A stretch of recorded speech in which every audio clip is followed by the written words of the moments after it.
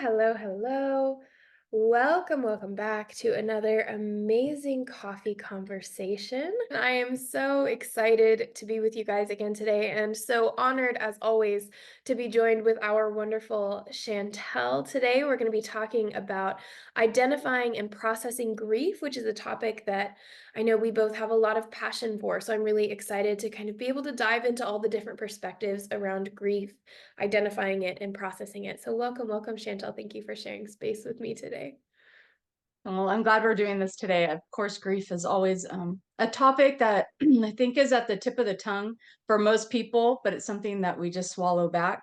And so I think it's a great thing that we touch on grief regularly, so people can hear a different perspective and learn how to release and not just embody healing with it, but to process through it. Everyone experiences some level of grief, whether it's the loss of a death, like a death, of a loved one, or it's grieving some experience in life or an accident or illness, health issues.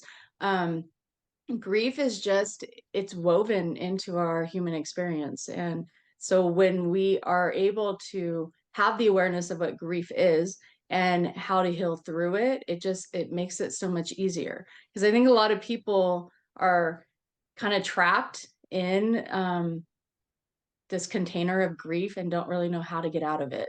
And so I think that these are such, like, these videos are, they bring in this heightened awareness of how to climb up and out and how to embrace grief, but at the same time recognizing that we can move through it and we can become empowered through it and re-embody like a different, higher version of ourselves because of the experiences that we've gone through.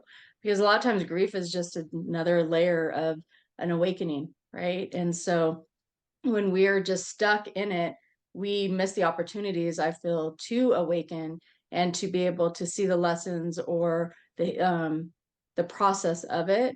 And it's because it hurts the heart. And so we try to protect that by staying in the brain and staying stuck in certain areas within our body. And so I just think these are really important conversations to have. I agree. And I think, like you were saying, I think grief it's a universal experience. I don't think there's a single person that goes through life without experiencing some level of grief. And I think there are so many different layers to what goes into that. There is the loss of a loved one and the things that we typically think of when we think of what would cause grief. But there's also, I think you call them secondary grief of, identity loss, or when things shift in our lives. Anytime there's a change, there's this essential portion of loss and gain. Anytime there's a Mhm. change. And I think that as humans and as spiritual beings, that sense of loss affects us more deeply than I think we allow ourselves to realize. I feel like grief is something that kind of gets swept under the rug, which I find fascinating because there are so many heavy emotions that we're so willing to talk about, right? Especially now, things like depression or anger or anxiety, these things that are starting to come to the light. And yet, grief seems to be one that still stays kind of hidden. And oftentimes I wonder if it's because that process of grief really is an undoing of ourselves. There's a necessity of change within us, whether the grief we're experiencing is because of the loss of a loved one or the loss of part of ourselves. And sometimes those are the same thing, but there's grief almost requires us to fall apart a little bit in order to be able to feel it completely. And I'm always reminded of a phoenix when it comes to grief, of that idea of being burned, being released to the ashes before you can be reborn. And I think that, this podcast is all about talking about processing and identifying grief. And I think one of those first steps in processing grief is to let yourself feel it, to let yourself open up and really acknowledge, yes, I'm grieving, whether that's the loss of a loved one or the loss of part of yourself or a change in your life situation or whatever it is that you're grieving. I think we keep ourselves stuck in that feeling by feeling like maybe we shouldn't be feeling that. Maybe there are people who have it worse. Maybe this isn't a typical quote unquote thing that would call on grief, right? And so we kind of sweep it under the rug, feeling like, oh, I shouldn't be feeling this way. Someone else has it worse, whatever it is. When in reality, when we can really sit back, as hard and all consuming as it is, when we can take a step back and let ourselves almost sit with it, invite it to the conversation, invite it to the table and say, yes, I am grieving. This is my grief. This is what grief feels like for me today. It almost creates this open space where we can Mhm. start to process, whereas before we're kind of vacuum sealing it in. And that's going to cause, that feeling of constriction that you get in your chest or not being able to breathe, all of these analogies that we hear all the time. And a lot of times it is because we are kind of vacuum sealing that grief inside of ourselves. And I think there's an aspect to that of a very human instinct of wanting to hold on to it because it's like those last reminders of whatever it is you lost. And there was this really beautiful phrase that I read when I was going through my own grieving process, and it was, grief is all of the love that you never got to express, and it now doesn't have a place to go. And that phrase, that perspective on grief really changed the way that I saw it because now instead of it being this burden, this crushing weight that was keeping me down and holding me down, and I didn't know what to do with it, it became this really powerful presence of understanding that no, this is just the love that I have inside of me. And the area that it was originally directed to, the person that was originally receiving that space is open, which means that there's a chance to fill it. There's a chance to redirect a little bit and say, where can I put this love now? How can this become a constructive experience? And it almost gives you a little bit of that power back because I think grief is such a helpless emotion sometimes that having that perspective of this love is ready to go somewhere and honoring the process that goes into that, I think is a really powerful way to start processing that grief. Yeah, I agree with you. It is. It's giving the awareness of where that love or that, yeah, the love was going and who it was going to or where it was going to as far as opportunities or anything like that.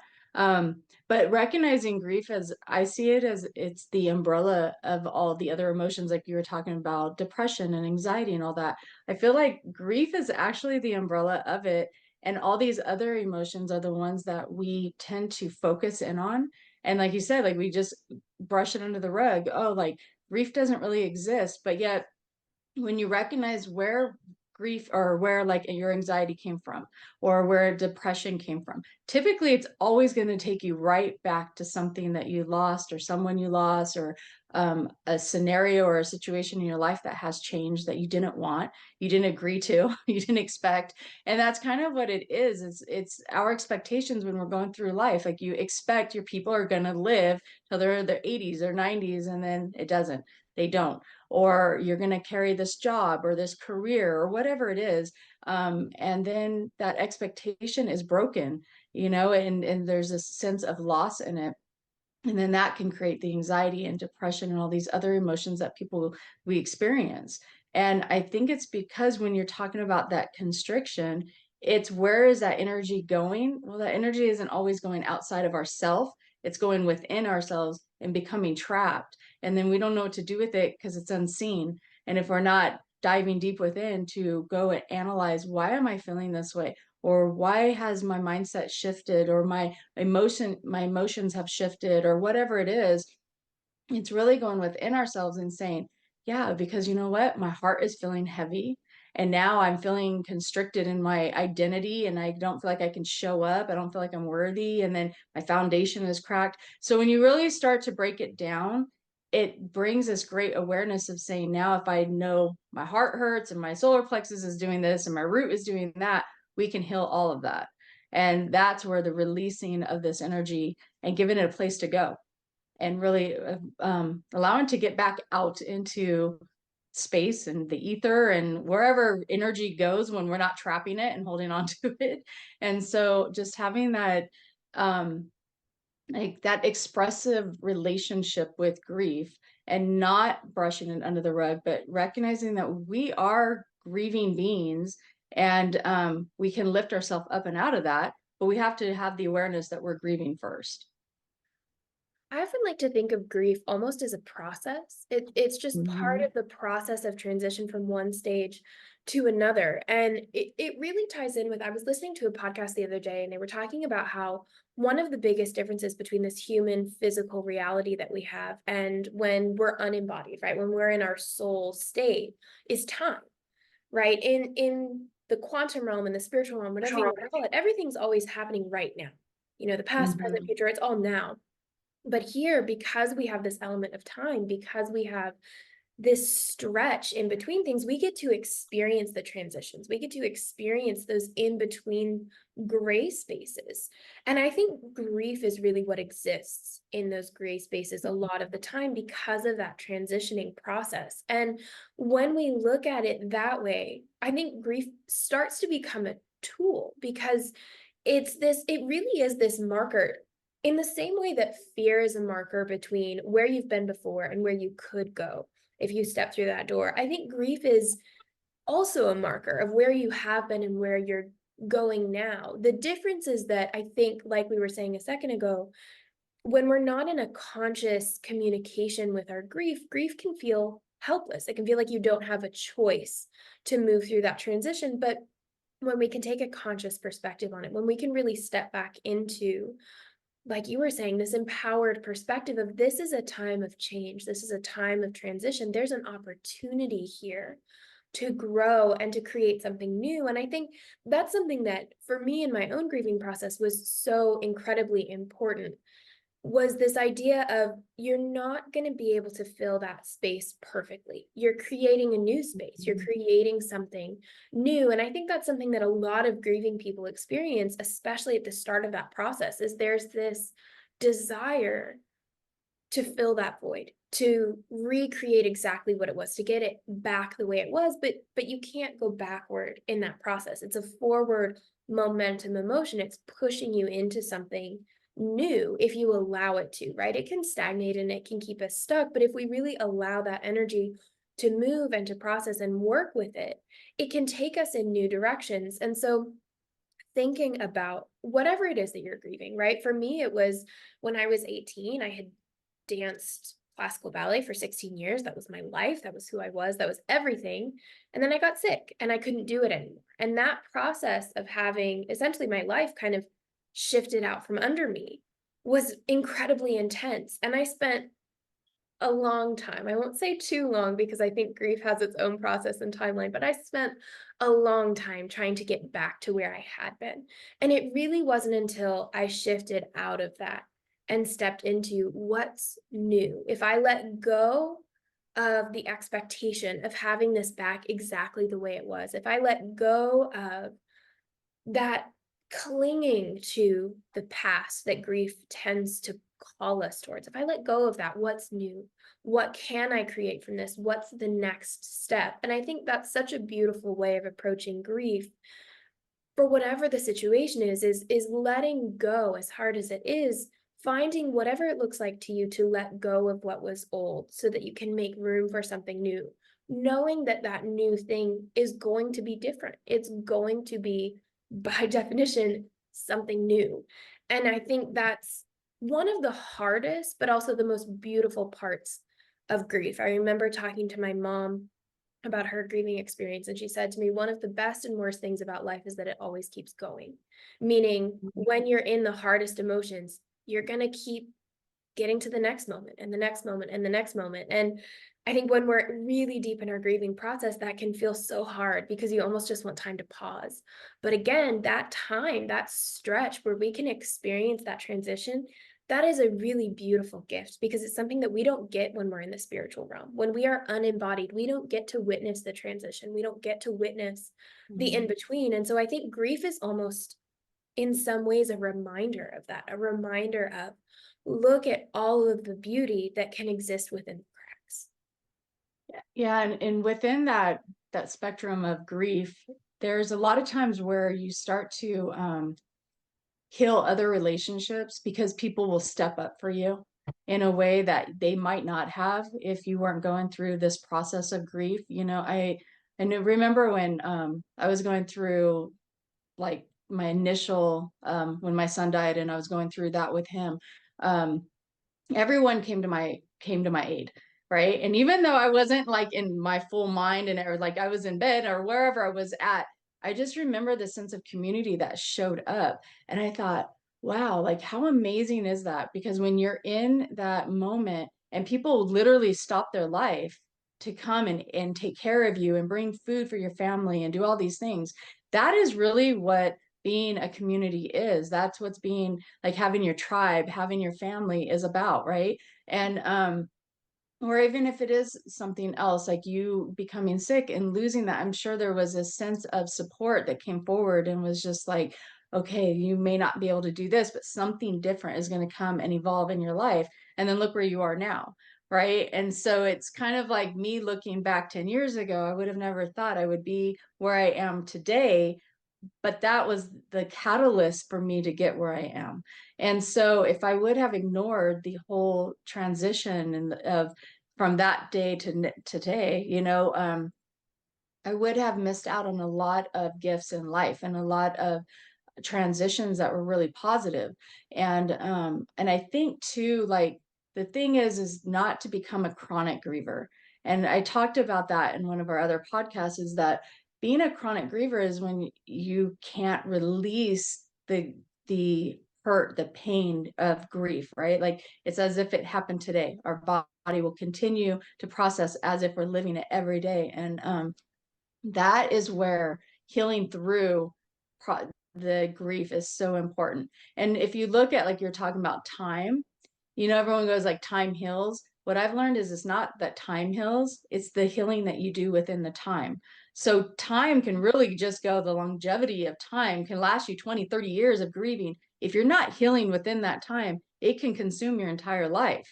But if you're able to see and recognize where the healing is through that journey, then yes, you have this opportunity to really grow into a different version of yourself and carry those that you love with you, or the opportunities that were lost. You can see that wasn't for my highest good. That isn't a part of my life's plan. That was a moment in my life, a chapter or a whole different book, if you will, but it's okay because I have pivoted this way and everything is in alignment for me here.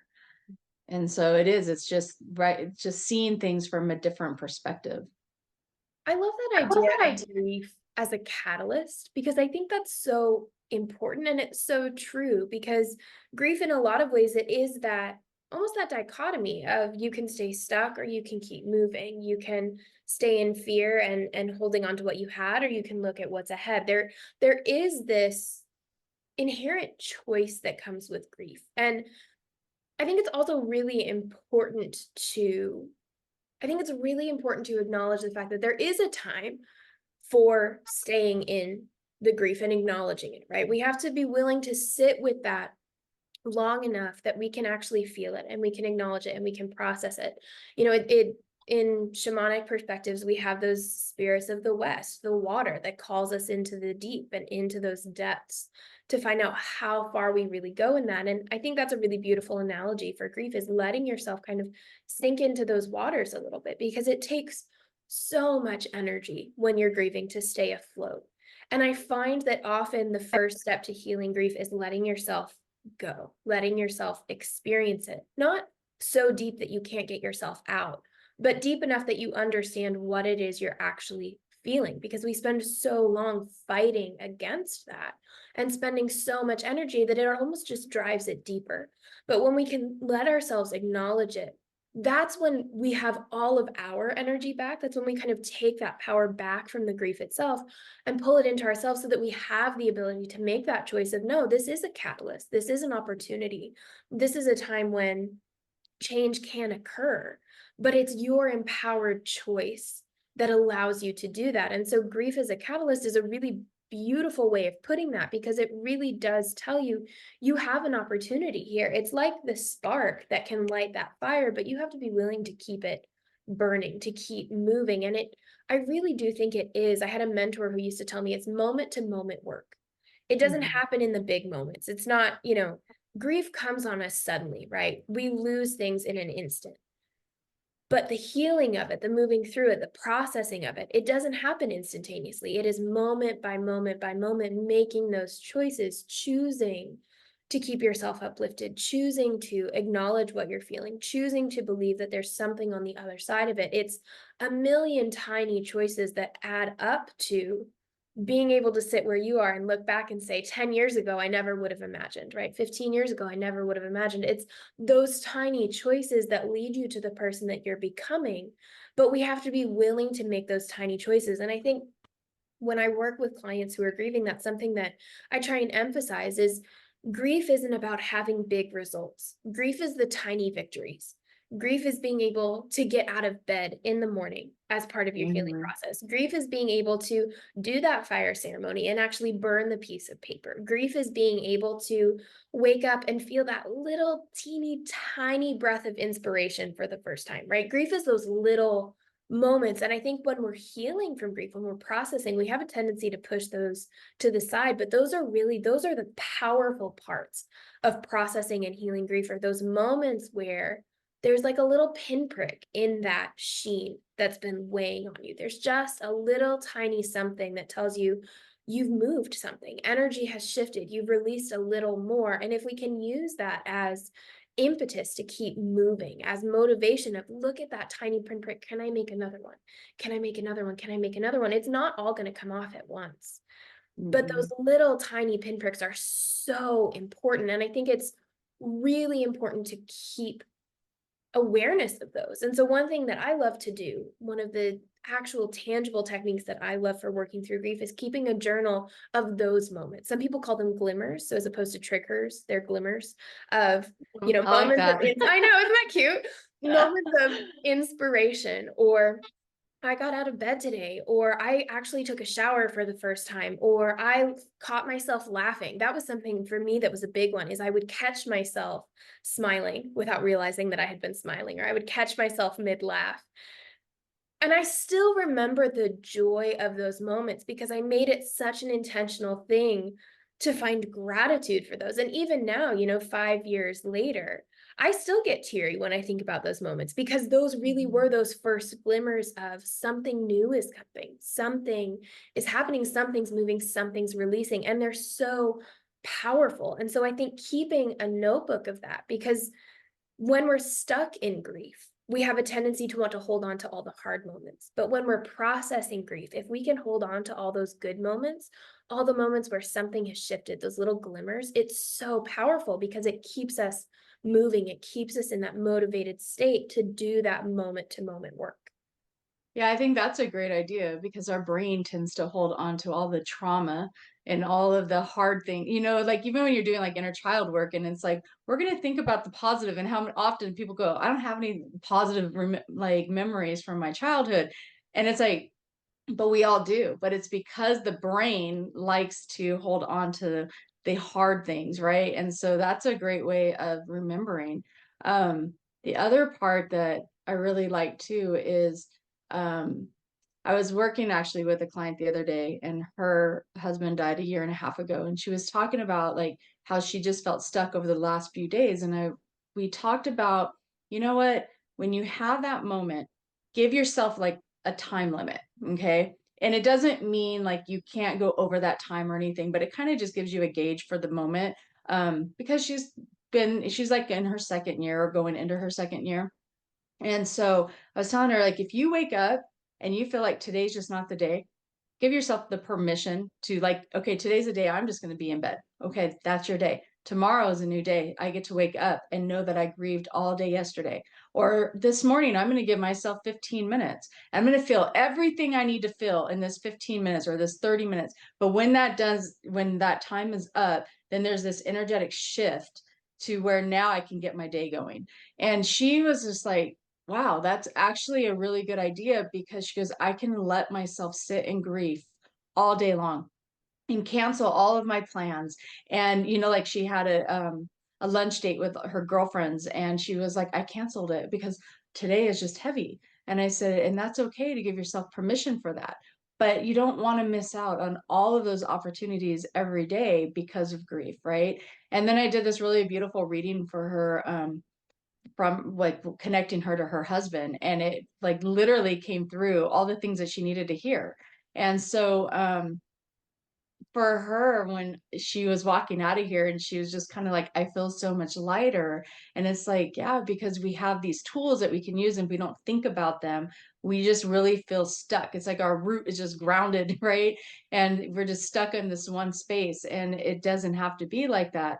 I also really liked, I had this big visual when you were talking about the spirits of the West and the water. And then it was like, oh yeah, the cycle of. So it's like you go through the from the spirits of the West and you're diving deep into your emotions and deep into your grief or whatever we're feeling and experiencing. And then we go to the spirits of the South where we're burning that and we're igniting that new flame. And then we go back up to North, and then North is grounding that energy. And then that brings us up to West or to East where we have new beginnings. And this whole visual, this cycle of our spirit team just really came through when you were speaking about that. And I was like, exactly, that is the grief wheel. We don't look at it like that. We want to talk about all these other emotions we do, but that literally is the grief wheel in which we should be flowing with, because it is so supportive, and you can literally see the shift in where you are, even if you go around and around several times, and that's okay too, because every new beginning is going to bring you back to a new ending, and that just cycle just continues. And I think that's, that is a really important part of working with grief too, because, we talk about, there's that phrase, as above, so below, as within, so without, right? This idea that our external reality is a mirror of our internal, we're a mirror of the universe, et cetera, et cetera. But when we think about grief and how grief is, like we were saying, it's a reflection of a transition. It's a reflection of something has changed, something has been lost, and we are transitioning to the next stage. That grief is an inherent emotion. It's part of our nature as human beings.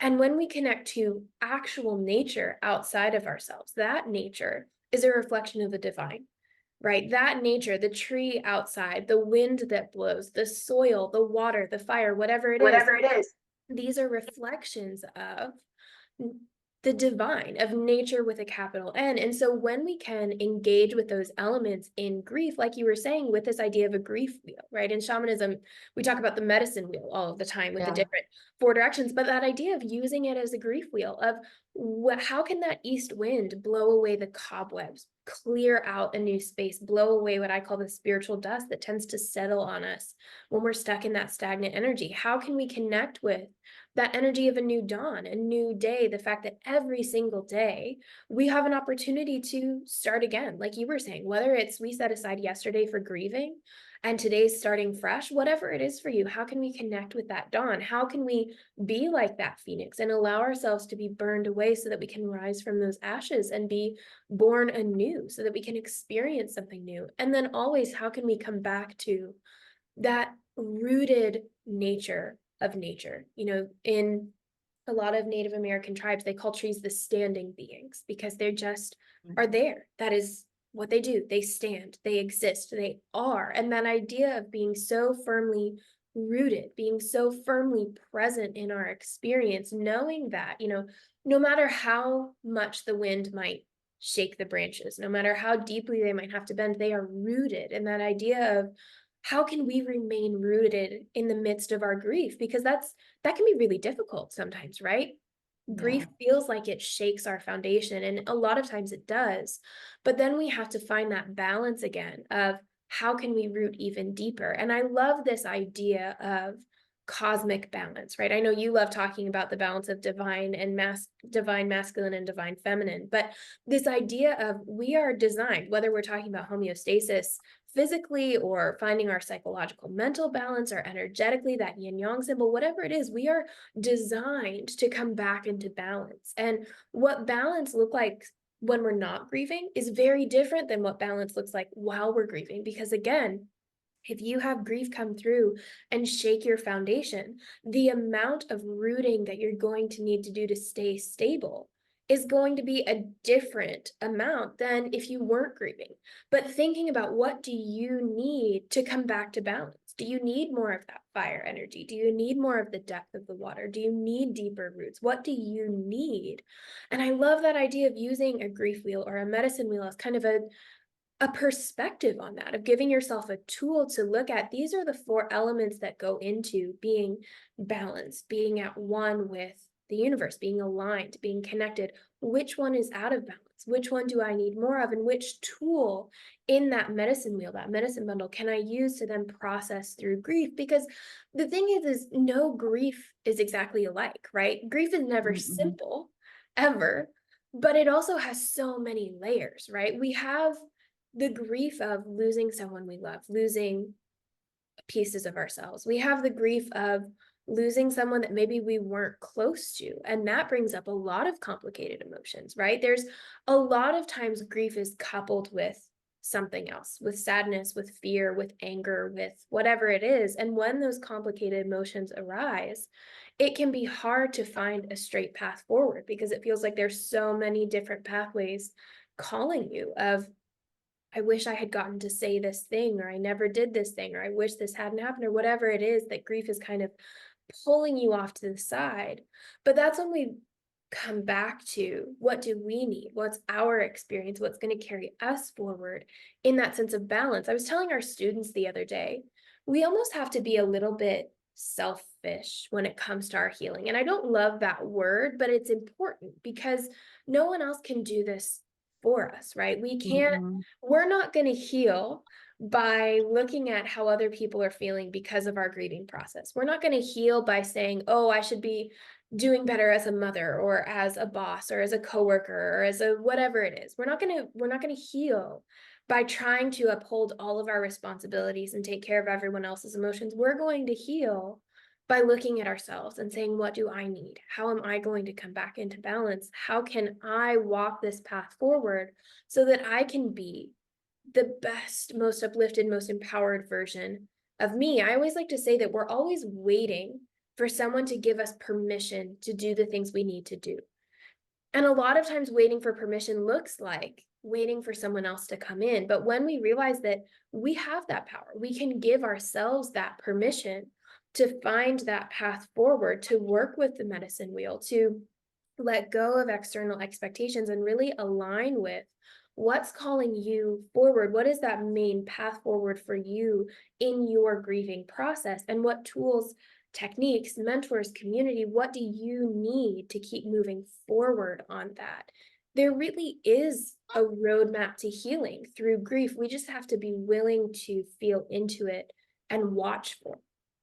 Yeah, that's being on the hero's journey, like the hermit phase of life is we can only do that journey on our own. And that's not something you can take anybody with. You can't have company, and we seek external validation or permission.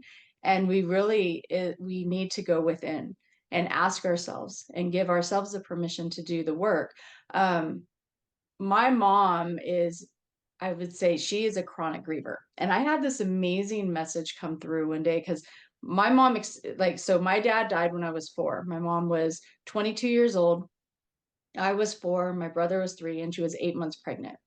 And so that is a major loss, a major like cycle of grief, right? I mean, right there, you're 22 years old, 3 kids. Well, the message that I received from her not too long ago, so we're talking 45 years now, was that on a soul agreement level, my parents agreed for that to happen. And that was supposed to be the catalyst for my mom to awaken. And instead of awakening in that, she went on this detour through grief and has held onto that for 45 years. And so when I told her, I said, Mom, each time you go through a new tragedy, so to speak, a new level of grief in life, that is another opportunity for you to awaken in your soul's journey. Instead, she pulls the blankets up and she dives deeper into her grief and literally has been stuck in this grief process for all these years, my whole life. And I wish that moment that message came through was this awakening to her to say, oh my gosh, yes, but that didn't happen.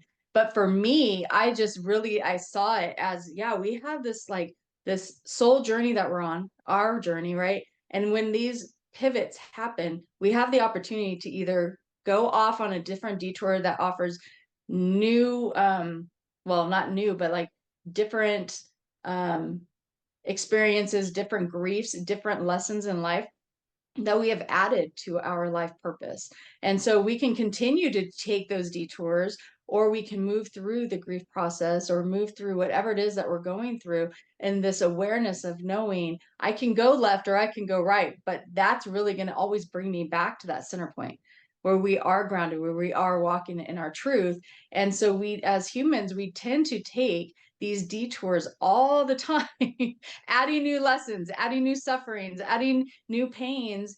And yes, there are awarenesses in that and learnings and everything, but we create so much of our own suffering because we choose to divert ourselves from the pain versus going into it.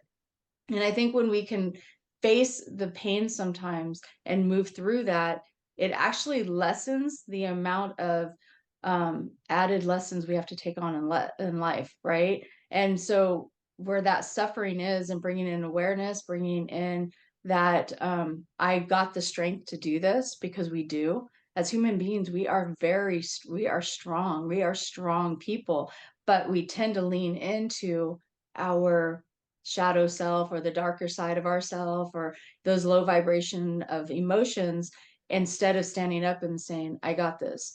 And I was talking to my husband last night and I said, every time in life I've been told you can't do this, I've always proven, let me show you how I can. Right. And I've done that my whole life. Like my son was born deaf. Okay, you know what? Let me learn a language. And not only am I going to learn it, I'm also going to become an interpreter for 25 years. Oh, you're diagnosed with this. Oh, okay. Well, you're telling me I can't do this. Let me show you how I can. And I think when we can really lean into that, the empowerment of whatever it is we're facing, that is the trajectory that pushes us forward, right? Because I think that's when we're really connecting to our higher self, and our divine purpose of why we're here is pulling ourselves forward and allowing ourselves to be pulled, instead of fighting against it and leaning backwards. And then it's like I'm like actually seeing like feet being dragged through the dirt. No, let's stand up, because no matter what, we're going to move through these emotions. So it's like we can make the conscious choice. And I'm not talking like as soon as we're hit with it. Give some time, give permission to feel grief. I'm talking more like a year, 2 years, 3 years out, that it really can put you in a different direction in life. And it can be a beautiful experience when you allow it to become, because no matter what, like I said, we're going through it. So we might as well try to make the best out of it versus thinking we're always stuck in this grief pool. And I love what you said about that being part of the hero's journey, because it really is so reflective of how much fear can come up when we're first starting to grieve. And fear is an incredibly powerful emotion, right? It most of the time, fear is the one that causes us to take those detours because we're so afraid of feeling the depths of our own emotions. We're so afraid of what's going to happen if I let myself be open to that, if I let myself kind of sink into it. And that's where things like having a relationship with your spirit team, having tools that you can work with, whether it's, the medicine wheel or Reiki or Oracle and tarot cards or whatever it is for you, having those tools that you can call on. Maybe that's having a mentor, having someone that you can come to, having a space where you can be really open about, this is exactly how I'm feeling, without feeling guilty or without feeling overwhelmed, knowing that you are safe and held while you're experiencing that. It's so important because it is this process of knowing that eventually, whether it's a month after it happens, 3 months after it happens, a year, 5 years, whenever it is for you, that moment is going to come where you can feel it in yourself. You can feel that shift of, okay, it's time to get up now. It's time to do that next step. And that's usually when the deepest fear comes in, because it can feel like it's that last moment of what your brain is really saying is, okay, it's time to let go now. It's time to move on. And that's difficult. That is an incredibly difficult choice to make. And that's where we go back to, letting go doesn't mean forgetting. Letting go doesn't mean, letting go completely. It just means claiming your power back, calling it back in so that you can move forward as your fullest self. That experience, that memory, that whatever it is, can always be a part of you if you want it to be. But letting go, taking that step when we can feel it in ourselves, right? Everybody has had that experience of that energetic current when it says, okay, it's time to get up now. It's time to move. It's time to go. When we can make that choice and we can say, okay, I'm claiming my power back. I'm stepping back into that. I will take that first step. We're not letting go completely. We're taking our power back so that we have that power. We have that motivation. We have that ability to exercise our free will and keep moving forward. And I think that's something that's so important about grief. And you said it so beautifully with your mom, is that spirit's never going to interfere with our free will. Even in the process of grief, even if we're on that precipice of an awakening, even if we have this catalyst for change right in front of us, we are the ones ultimately that have to make the choice to accept that, to take that, to make the leap. And if we don't, that's okay, right? We have a choice. And I think that's something that's really hard to wrap our minds around is you always have a choice and you're allowed to make either choice. There's one that was, we could call it predestined. There's one that's in your soul contract that is in your soul's highest interest, but you can make the other choice. You can take the other path and you'll get where you need to go. It might take a little longer. It might look a little different than your soul maybe thought it was going to, but you can make that choice. And that can feel really overwhelming. But at the end of the day, I think it's really empowering of knowing that at the end of the day, our healing is our choice. Which direction our path takes is our choice because we have that free will. And so that moment of letting go, that moment of waking up, that moment of getting out of bed, whether it's literal or metaphorical, that moment is the moment when we get to choose what we do with our free will in the face of grief. And I think that choice is the most powerful one that you're ever going to make, because that choice is really saying, am I choosing to move forward or am I choosing to stay stuck? And once you make that choice, that momentum has been set, right? Those die have been cast, if you will. Like that momentum's moving. You're moving in that direction now. And there is almost that feeling of you can feel it when you've made that choice. It might not make everything easy, but it's easier. There's like a tipping point, and you make that choice and you call back your power and you step into your free will and you say, okay, I'm choosing for this to be a catalyst of change. Let's see where we go. And then, like you said, you let yourself be carried on that momentum because you're not doing this alone, right? You have the community around you. You have all of the strength that you have in you as a human and as a spiritual being. You also have your spirit team. You have nature. You are never alone. And then of course, you have places like Reiki Cafe community where there are more than 4,000 people who are willing to hold space for you, who are here for you, to witness you, to hold space for you. You have people like you and myself and Christine who will be your mentor, who will guide you through that process. There's so much support available to you every single moment. But again, it's only if you're willing to use that free will and step into it. Yeah, beautifully said. And definitely with our free will and stepping into that, because I think it's kind of, for a lot of people, we don't even look at it like that. We just think like, well, life is happening and we just have to go with the punches. And it's like free will is such a powerful momentum of movement. And it is like the moment you can feel it. You do feel that energetic wave. You do feel that shift happening. Whether you choose to lean into that or you choose to ignore it is your free will. That's your choice to make, right? And so if you choose to lean into the change that's coming, knowing, like you're saying, that there's still going to be pain there, right? Because there's still pain. But it's only in the moment. And that's the thing. It's like, if you think about the worst day of your life, and then here you are, how many years later, that was a moment in time that we can reflect on and see the resilience of ourselves. You can see that path and you can see like how far you've grown, how far you've moved forward, or, just releasing and regaining your power. And I think that right there is the most like powerful part of being in our human experience, is that we don't have to stay stuck. It's not in our birth, like it's our birthright to say, I am going to move beyond that or through that and around that and above that, however it is in your journey to do it. But it is moving on from it, because when we do that, it just shows us how deep we are as a spiritual being in this human vessel. And so when we can tap into that energy and recognizing that we are an expansive being that is like in this little body, and but we're not just this, right? We are all things. And so for me, recognizing that and seeing the change and the growth through life. And I've witnessed that in my children that have, that went through the loss of their brother. And I've witnessed that through so many friends and families in their own journey.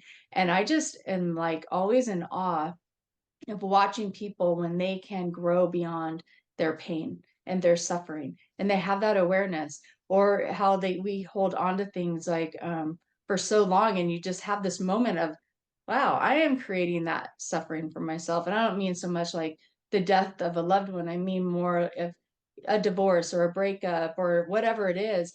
And it's like we can hold on so tightly to so much. And then when we open our hands, we open our hearts, and we're like, I can let that go. And it literally like frees us. It's like spreading our wings. It's, taking that energetic like jacket off and just dropping it and letting it be. And it's still there. We still have the memories of it, but we can choose how that memory shows up in our life. Is it a good thing? Is it a bad thing?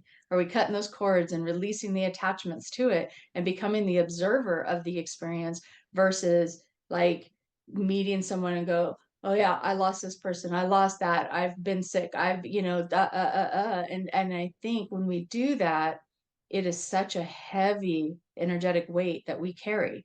And so for me, watching people grow is such an empowering thing to witness, because I then can too take that energy and lean into it and give thanks to their growth, because now I can also grow beyond my own limitations, right? Which is a great thing when we can witness it in others. It's not about envy. It's not about jealousy. It's like, if you can, I can. And I want that because I don't want to be stuck here anymore. And we all have our own things. And so when we're growing through it, we get to be witnessed and we get to witness others. And it's a beautiful cycle.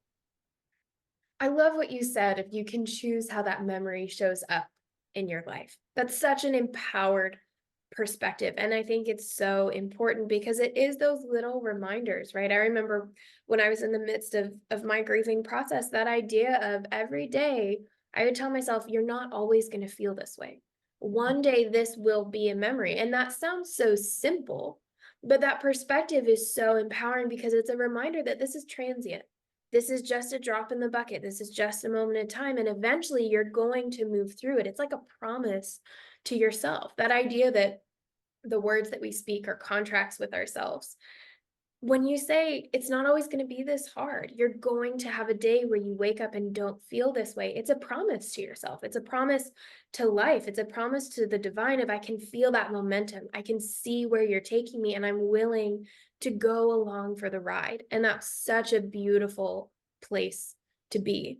So I would love to wrap up today's conversation with asking you if you could give yourself at the start of your grieving process, or anyone listening who's at the start of their grieving process, one piece of advice, what would that be?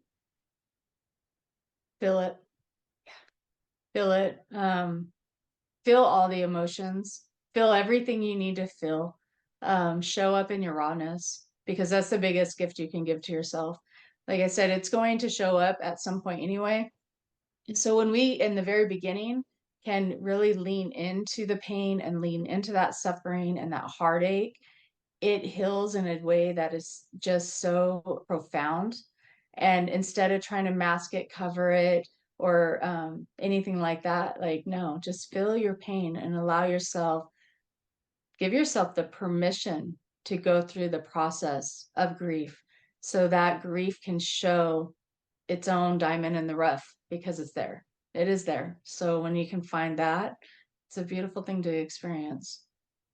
It's a hard thing to experience, but you're going to go through it anyway. So what would yours be? It would be really close to the same. My version of that would be letting yourself fall apart a little bit. I think we have so much resistance to, I don't want to say being broken because we're not broken, but maybe appearing broken. I think grief, Mhm. it really does pull us apart. It takes everything that we thought we knew and it kind of scatters it on the floor. And we have so much resistance to that moment of feeling torn apart.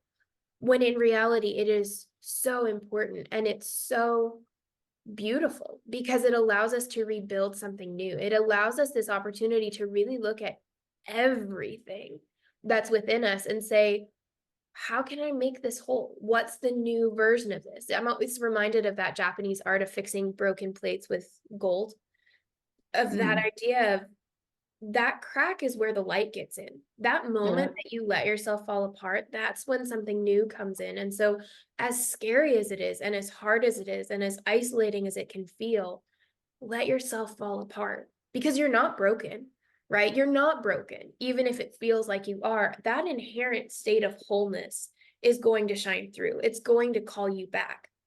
You will be reborn again at some point. But you can't be reborn, right? You can't rise out of the ashes if you haven't let yourself burn for a minute. So let that happen, knowing that it's the start of something new, I think is what I would say. Yeah. And going back to the Reiki principles of just for today. So just knowing just for today, you can feel whatever it is you need to feel. And just for tomorrow, you can shift that and feel whatever that day brings as well. That's beautiful. There have been so many moments of wisdom and little notes that I've taken, phrases that have been said. I feel like this has been such a powerful conversation today. So thank you for sharing this space with me, Chantel. And of course, thank you to everyone who's listening along. I hope that this has brought you some comfort, some insight, some inspiration, at the very least shown you that, like Chantel was saying, it is possible to move through that grieving process in a really conscious and empowering way. If you're in the middle of your own grieving process or you know someone who is and you would like support, send Chantel or myself a message. We are always more than willing to hold space for you, to talk with you, to witness you in that process. Know that you have Reiki Cafe community on Facebook.